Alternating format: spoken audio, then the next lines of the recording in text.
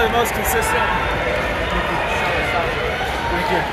It's probably the most consistent I've ever been in my training. So haven't worked on too much speed yet, but probably more speed workouts coming in, and let's get started to block for sure. How about you, Craig?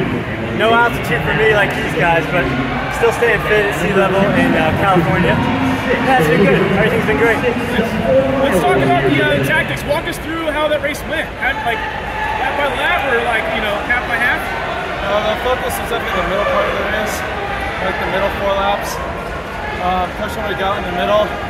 Just like go to sleep, stay right there. I feel like I did that pretty well. I held my position pretty good, and then I felt really good with 2 laps to go, so I started making some moves. How about you, Craig? Yeah, man, I went by this guy, and then he immediately passed me back, and I was like, all right, race is on.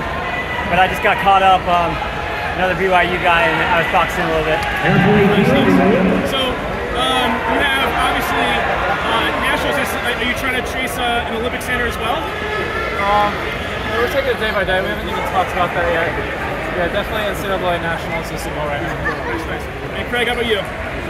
My goal is to stop losing to college. Yeah, I'm just messing. It was, yeah, my goal is the Olympics. Nice. Yeah. Right. Thank you guys so much for your time. Good job, Congratulations to you both. Craig, Good job, man. Good job. Craig, how does this race kind of lay the foundation for the rest of the year, especially it being an Olympic year? How do you kind of attack following? Yeah. You obviously you want to build some momentum at these races. You want to win them. You want to run fast times, and we were in an okay time, but like I gotta start winning. I mean, if you're gonna beat Yard, Cole, Cooper, whoever else is in there, you gotta be winning these kind of races. And I know I'm gonna get on the phone with my coach, and he's gonna have something to say, but yeah. I mean, it's still really early in the year, obviously.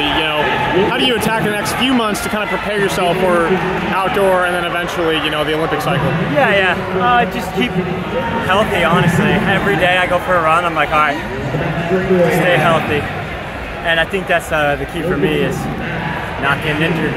What do your workouts look like right now as you kind of prepare for this? Was this kind of just a train through kind of thing, or where are you at? We hit a mile workout last week.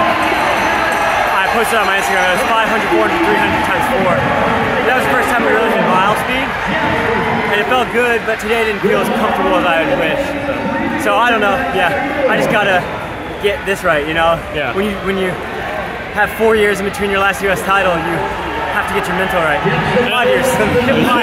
Well, that mental piece, a lot of people have been talking about that. That's been kind of a focal point for a lot of athletes over the last, few years that, athletes have been really trying to tune that in.